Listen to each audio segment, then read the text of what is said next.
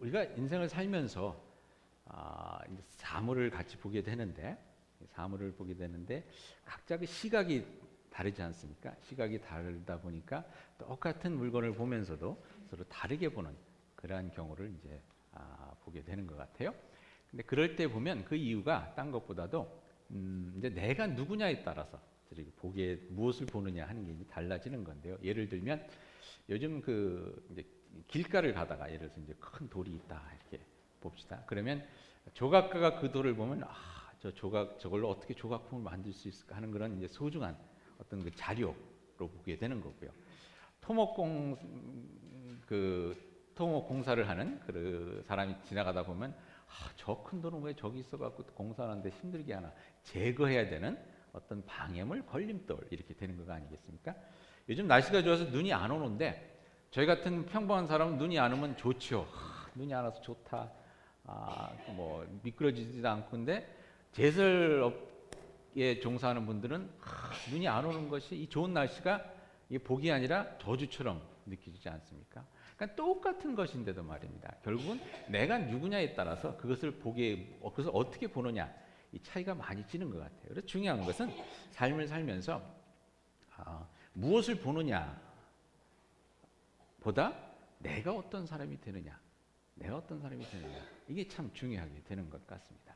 2015년을 저희들이 보내면서 이제 2015년 지나간 세월을 이렇게 보게 되는데요. 이 세월을 보는 데 있어서 여러분들이 만감이 교차하실 것이라고 생각합니다.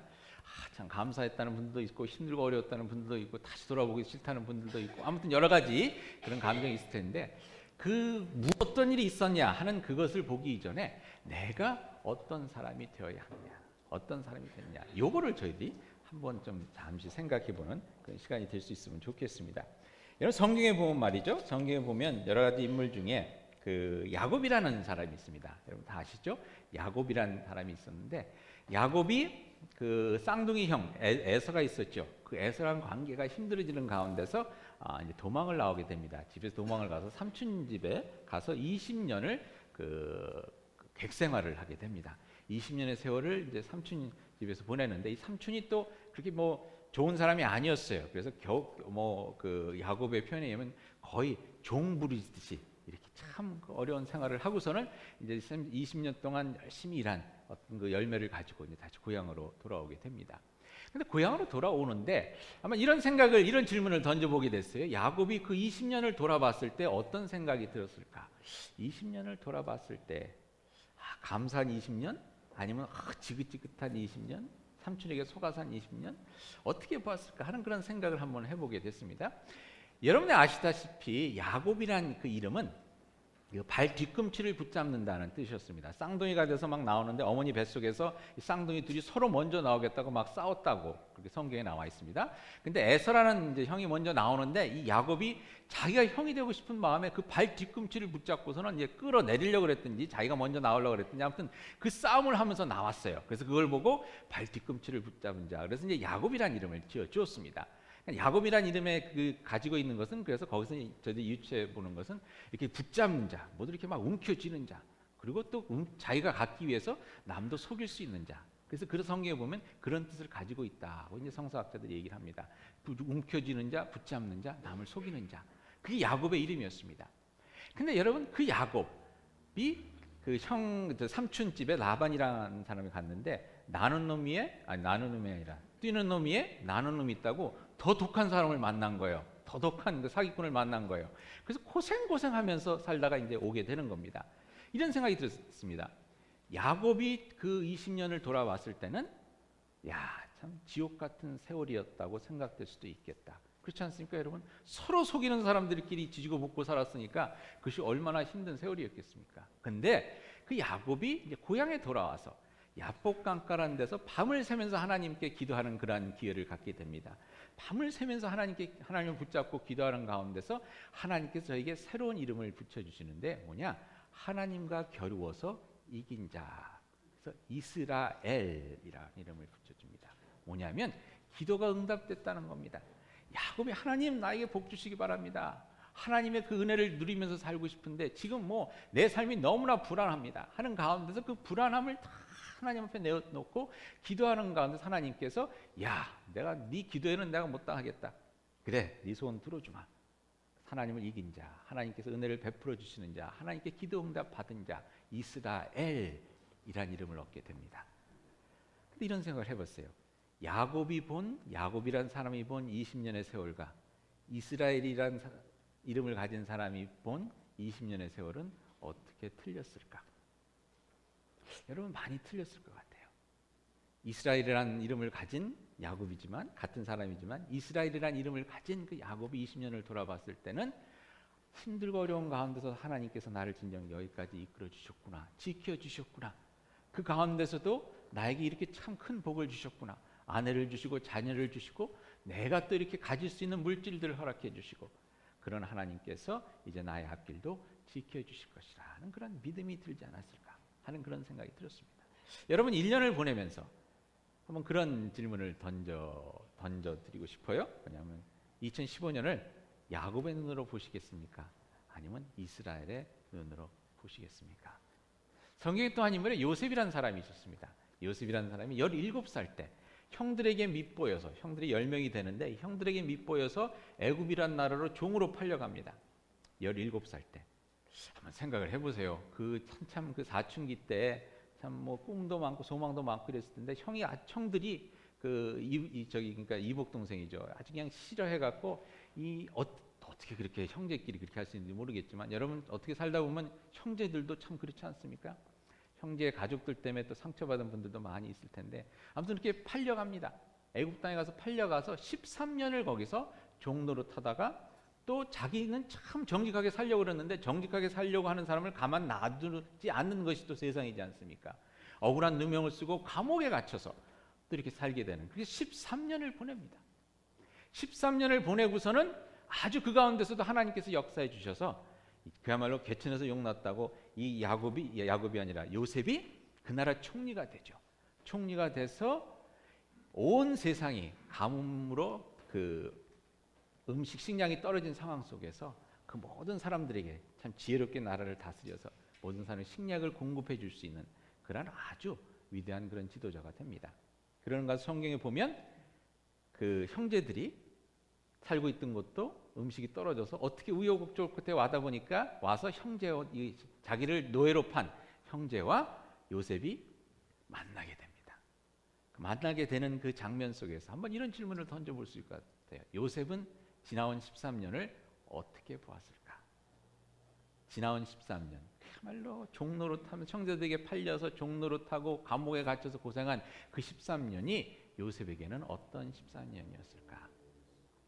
여러분, 그 창세기에 보니까 요셉이 그 형을 만나면서 그 얘기를 하는데 이렇게 얘기를 합니다. 그 45장, 창세기 45장 4절에 보니까 4절과 5절에 보겠습니다. 요셉이 형들에게 이르되 내게로 가까이 오소서. 그들이 가까이 가니 이르되 나는 당신들의 아우 요셉이니 당신들이 애굽의 판자라. 형들이 애굽의 판자로서 바라보는 13년. 그리고 그 다음에 요셉이 이렇게 얘기합니다. 당신들이 나를 이곳에 팔았다고 해서 근심하지 마소서, 한탄하지 마소서. 하나님이 생명을 구원하시려고 나를 당신들보다 먼저 보내셨나이다.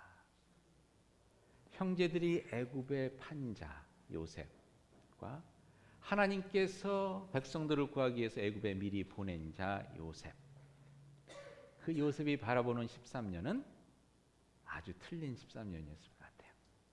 형제들에게 팔림을 받은 요셉이 바라보는 13년은 지옥 같은 13년이었을 겁니다. 하지만 하나님이 미리 하나님의 섭리 가운데 미리 보내심을 받은 그 요셉의 바라보는 13년은 하나님의 이끄심과 하나님의 은혜로 가득 찬, 비록 힘들고 어려웠지만 그런 은혜로운 13년이 아니었겠습니까? 여러분, 지나간 2015년 형제들에게 팔린 요셉의 눈으로 바라보시겠습니까? 아니면 하나님께서 미리 보내주신 그 요셉의 눈으로 바라보시겠습니까? 오늘 말씀해 보니까 예수님이 세례받는 이야기입니다. 세례받는 이야기인데, 예수님이 세례를 받으시고 하늘에서 하늘문이 열리고 목소리가 들리는데 어떤 목소리가 들렸냐면 이는 나의 사랑하는 자라, 내가 그를 기뻐한다고 했습니다. 이런 목소리가 들린 예수님에게 이런 목소리가 들린 것이 복음서에 보면 2번 나옵니다. 예수님이 공생에 그러니까 그 예수님이 목회를 시작하시기 전 세례 받으실 때 하늘 문이 열리면서 이는 내가 사랑하는 자다. 내가 저를 기뻐하니라 하고 이렇게 말씀하신 적이 한 번 있고요. 또 예수님께서 그 중간에 보면 한참 활동하신 다음에 그 복음서에 보면 예수님께서 주로 활동을 갈릴리에서 하셨습니다. 갈릴리에서 하시다가 이제 예루살렘으로 올라가시기 전에 변화산상이라는 곳에 가셔서 하나님의 영광스러운 모습을 보게 되는 그런 경우가 있는데 거기서 한 번 더 성경에 보면 하늘 문이 열리면서 이는 내 사랑하는 자다. 그의 말을 들으라고 하늘에서 음성이 들리는 것을 경험하게 됩니다. 즉 예수님께서 공생애를 시작하시기 전과 그 다음에 예루살렘에 올라가셔서 고난 받으시기 전 그러니까 어떻게 보면 예수님의 인생에 있어서 가장 중요한 그때에 하늘에서 음성이 들리는 겁니다. 예수님이 누구인지를 다시 한번 예수님께 리마인드 해드리는 예수님 하나님이 사랑하시는 자 하나님께서 기뻐하시는 자라는 그러한 음성을 들려주시는 것을 보게 됩니다. 여러분 저희들이 말입니다. 인생을 살면서 진짜 내가 어떤 사람인지를 기억하면서 제대로 알며 사는 것 이것이 참 중요합니다. 저희도 새해를 바라보게 되는데요. 여러분들 오늘 예수님께 세례 받으실 때 하늘에서 그 들려준 음성은 물론 예수님을 위해서 들려주신 것이지만 또한 저희들이 들어야 하는 그 말이 아닌가 하는 생각을 해봅니다. 하나님께서 저희들로 하여금 너희는 그리스도의 보혈 가운데 그 하나님의 은혜 가운데 하나님의 자녀가 됨으로 인해서 하나님께서 진정 사랑하시는 자 하나님께서 기뻐하시는 자라는 것을 저희들 하여금 온전히 깨닫게 하기 위해서 또 이 말씀을 주신 것이 아닌가 하는 생각을 해봅니다. 여러분 저희들이 인생을 돌아보면서 말이죠. 인생을 바라볼 때 있어서 내가 사랑받는 자라는 것을 알고 내가 사랑받는 자라는 그런 자아의식 가운데 하나님께 사랑받는 자로서 나의 삶을 바라보는 것이랑 그렇지 않은 것이랑은 진짜 큰 차이가 있습니다. 여러분 2015년을 돌아보실 때 진정 내가 하나님께 사랑받는 자라는 그러한 확실한 믿음과 확신과 생각 가운데 2015년을 바라보시는 것과 그렇지 않고 여러분이 어떤 분이 되셨는지 아무튼 그 인간의 모습으로서 또 2015년을 바라보는 것과는 큰 차이가 있다는 것을 다시 한번 생각하면서 진정 나는 하나님께 사랑받은 자라는 그런 자아의식으로 다시 한번 새롭게 무장되실 수 있기를 바랍니다. 우리 옆에 있는 분들에게 이렇게 인사해 주시겠습니까? 당신은 하나님께서 사랑하는 자입니다 라고 인사해 주세요.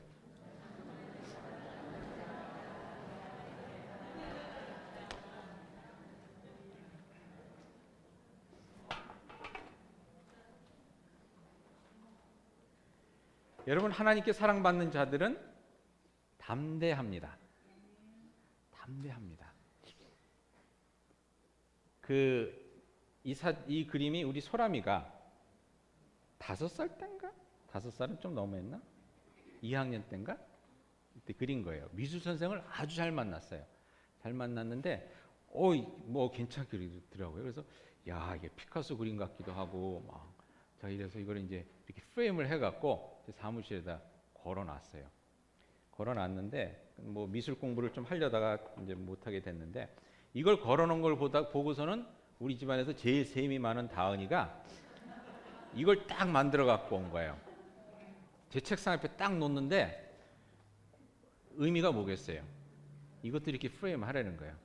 제가 아무리 봐도 이건 프레임은 얘기는 하지 마시고 다은이한테. 내가 아무리 봐도 이건 프레임 할 만한 건 아닌 것 같은데 근데 담대하게 갖다 놓으니까 어떡하게 살 수 없이 프레임을 해서 제가 지금 방에다 걸어놓고 있습니다. 근데 여러분 이 그림이 진짜 뭐 잘 그린 그림이라서 제 방에 보면 우리 아이들이 그려놓은 그림이 있는데 잘 그린 그림이라서 제가 붙여놓겠습니까? 비싼 돈 들여서 프레임 하겠습니까? 우리 애들이 그린 그림. 우리 애들이 그린 그림. 그 여러분들 눈에는 사실 별로 가치가 없을 수도 있는데 저에게는 너무 소중한 그림이고 저것을 볼 때마다 참 감사하고 저것을 볼 때마다 마음이 뿌듯하고 여러분들 그렇지 않습니까? 특히 손주 있으신 분들 손주들이 막 이렇게 막 1살 때 뭐 대충 그려놓은 것 같고도 너무 기쁘지 않습니까? 여러분 하나님과 우리의 관계가 그렇다는 것입니다. 우리가 뭘 잘해서가 아니라 예수 그리스도의 보혈을 통해서 우리가 예수님을 믿고 그를 통해서 하나님의 은혜로 자녀가 되었을 때는 하나님께서 우리를 기뻐하시는 거예요. 우리가 하는 모든 일을 기뻐하시는 겁니다. 때로는 이렇게 별거 아닌 것 같은 그런 삶의 모습이라도 하나님께서 그걸 프레임해 놓으시고 기뻐하시는 거예요. 봤니? 살렘 교회에 있는 내 아들, 내 딸. 근데 어느 때는 저희들이 그걸 못합니다. 저희들이 그걸 못해요. 저희들 자신을 인정해 주지 못하고 내가 진정 하나님께 사랑받는 자라는 그것을 잊고 살다 보니까 우리들의 삶 자체가 참 감사한 삶인데도 그걸 보지를 못하는 경우가 너무나 많이 있습니다. 제가 2015년을 돌아보면서 제 나름대로 한번 리스트를 적어봤어요. 2000년 1년을 돌아보면서 아쉽고 후회되는 일이 뭐가 있을까? 그때 꽤 많아요. 책 못 쓴 거, 책 쓴다 그러고서 여태 책 한 줄 못 쓴 거. 그 다음에 아이들과 깊은 대화를 못 나눈 거.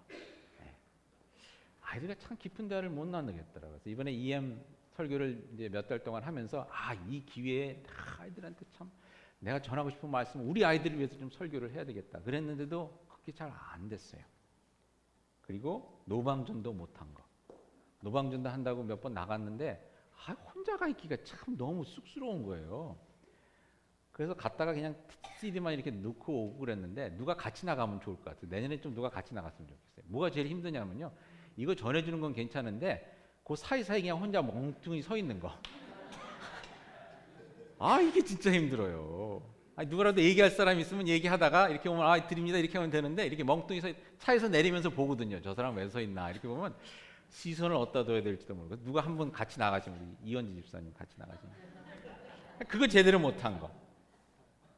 그리고 우리 대학생들 캠퍼스에 한번 찾아가면서 밥 한 끼 사준다고 그랬는데 그걸 못했어요. 그럼 제가 이제 이런 생각을 하는 거예요. 도대체 30년 맡아서 한다고 해서 네가 뭘 했냐 지금 목회를 뭐 했냐. 근데 그렇지가 않더라고요. 보니까 오늘 목회 서신에 썼듯이 카톡 묵상 쉬지 않고 했죠. 그래도 이틀인가 빼먹은 것 같은데 수요 기도회 때 새롭게 하면서 잘했죠. 이번에 저는 너무 감사했던 게 이번에 우리 김명찬 형제 화요일 날 한국을 가는데 여러분 아시죠? 성탄절 만찬 때 대상 받은 친구, 서비스 받은 친구. 그걸 저는 교회에 다시 도네이트 할 사람한테 이렇게 뽑히기를 바랬는데 이 친구 그냥 화요일 날 한국 가는데 갖고 갈 것 같아. 근데 이 친구가 거기다 카드에다가 뭐라고 썼냐면 그때 여러분들 기억하시는지 모르지만 교회에 대한 편견을 없애준 교회를 다니게 해주셔서 감사합니다.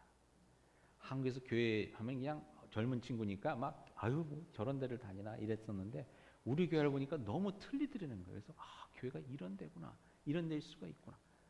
그런 마음이 열리는 그런 역사가 있었다 그러는데 여러분 우리 교회거든요. 너무 감사하더라고요. 생각해 보니까 여러분 감사한 일들이 많이 있습니다. 여러분들 삶을 돌아보더라도 후회되는 일도 많이 있으시겠지만 참 잘하셨어요. 잘하셔서 하나님 보시기에 괜찮습니다. 옆 분들이 이렇게 인사 나눠주시겠습니까? 금년 한 해 잘하셨습니다. 인사 나눠주세요.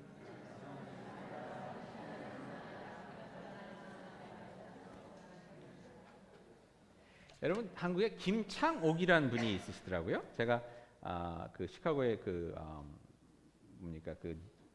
시카고 코리아 타임스인가의 기자로 계신 편집국장인가요? 계시는 배미순 씨의 글에서 읽은 건데요. 제가 카톡에 잠깐 말씀을 드렸는데 이분이 하는 일이 뭐냐면 보이스 코칭이라고 한국에 또 새로 생각난 거예요. 보이스 코칭 한 10년 되셨는데 이분이 참 고생을 많이 했더라고요. 가난한 집에 태어나서 제대로 공부도 못하고 또 머리도 그렇게 좋은 편이 아니어서 계속 이 삼수 이렇게 하다가 결국 대학교를 못 가고 처음으로 간 대학교가 해병대. 해병대가 자기가 처음 갔던 대학교라고 이렇게 소개를 하면서 해병대 나와서도 결국은 그분 표현에 의하면 굉장히 겸손한 대학교.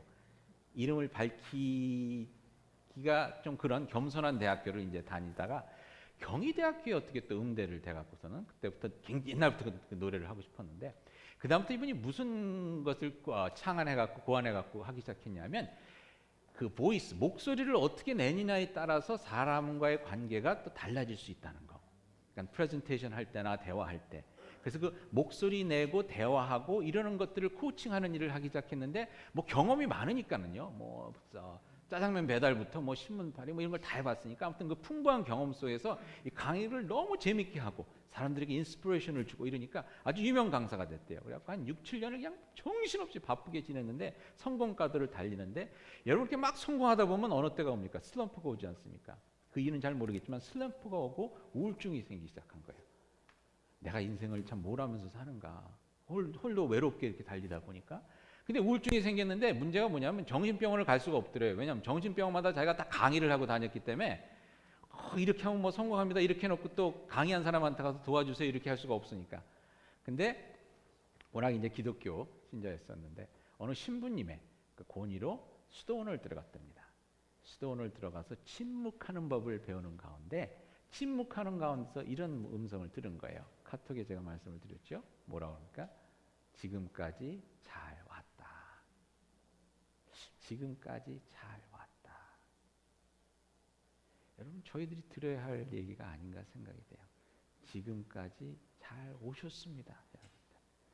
여기 앉아 있는 게 지금까지 잘 오신 거예요.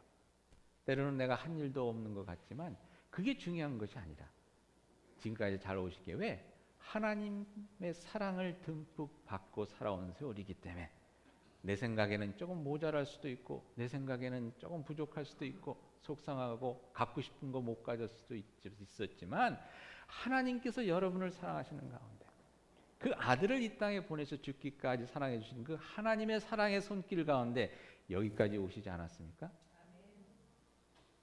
예수 그리스도와 함께 여기까지 오시지 않으셨습니까? 예수님이 그 놀라운 사랑이 여러분들의 삶 가운데 있지 않습니까? 지금까지 잘 오신 거예요. 때로는 전화기 끄는 거 잊어버려서 예배 시간에 전화기가 울리는 삶이라 할지라도 잘 오신 거예요. 왜? 예배는 왔으니까. 그렇죠? 예배는 왔으니까. 제가 말이죠. 저희 아버님과의 관계 속에서 제일 제가 아버님 그 면 중에 제일 싫었던 게 뭐냐면 대학교 다닐 때 꼭 아버님이 전화하시면 뭐라고 말씀하시냐면 밥 잘 먹니?라고 저번에도 한번 말씀드렸죠. 밥 잘 먹니?라고 얘기를 하세요. 그러고는 이제 없는 거야. 그럼 저는 생각이 아니 미국에서 밥 잘 먹지 그럼 못 먹고 사나? 아니 아버님은 지금 내가 지금 하이데거에서 공부하는데 하이데거의 철학 사상은 어떠냐 뭐 이런 거에 대해서 왜 말씀을 못 하시나? 지금 한국이 지금 이런데 한국의 그 정치 상황에 대해서는 어떻게 생각하냐? 통일은 어떻게 생각하냐? 이 교회 이런 문제 속에서 우리 신학적인 문제는 뭐가 있다고 생각하냐? 뭐 이런 걸 좀 물어보시지. 맨날 밥 잘 먹었니? 밥 잘 먹니? 이것만 물어보시니까 참 좀 그렇더라고요. 근데 제가 요즘 우리 아이들 둘이 대학교 다니지 않습니까? 둘이 대학교 다니는데 얘네들이 집에 오면 제가 뭐라고 물어보는지 알아요? 밥 잘 먹니? 밥 잘 먹었니? 그런 할 말이 없어요. 근데 밥 잘 먹었니가 제가 그냥 던지는 게 아니라 생각해 보니까 그래 밥만 잘 먹으면 됐다. 그 생각에서 하는 얘기더라고요. 공부하느라고 얼마나 힘드니 뭐 여러 가지를 얘기할 수 있겠지만 내 아들, 딸은 우선 밥만 잘 먹으면 저는 될 것 같아요. 공부 좀 못해도 밥만 잘 먹고 건강하면 그게 좋은 거거든요. 그것만 되면 더 이상 바라는 게 없더라고요. 그러면서 생각해 보니까 우리 아버님이 밥 잘 먹었니? 라고 제기해 주신 얘기는 아버님이 무식해서가 아니라 아버님이 할 말이 없어서가 아니라 진짜 자식 생각하는 마음 가운데서 가장 그 농축된 사랑이 그야말로 다 담겨져 있는 그 말 한마디였구나라는 생각이 들었어요. 그러다 보니까 말이죠. 제가 그런 생각이 들었어요.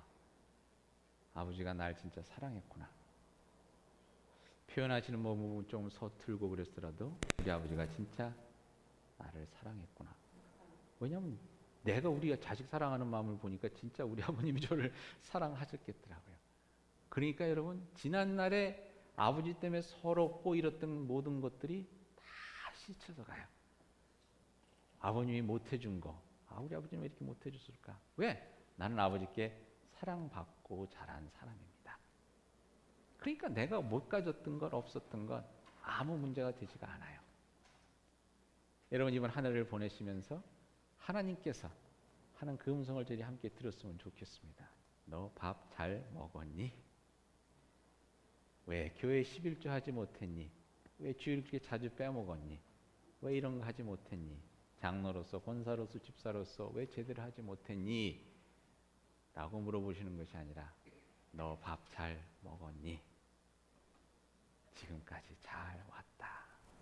왜? 나는 널 사랑하니까. 내 아들을 십자가에 달려 죽기까지 너를 사랑한 내 마음. 그저 밥 잘 먹고 여기까지 왔으면 좋다. 감사하다. 그러니까 하나님의 음성을 함께 들을 수 있으면 좋겠습니다. 여러분 잘하셨어요? 잘 오셨어요? 밥 잘 드셨으면 됐어요. 큰 은혜 가운데 저희를 인도해 주신 하나님, 미리 보내주신 자를 요셉의 그 눈으로서, 기도응답 받은 야곱의 그 눈으로서 2015년을 바라보면서 감사하는 가운데 새로운 담대한 마음으로 2016년을 맞을 수 있는 여러분이 되실 수 있기를 그리스도의 이름으로 축원드립니다. 같이 기도하시겠습니다.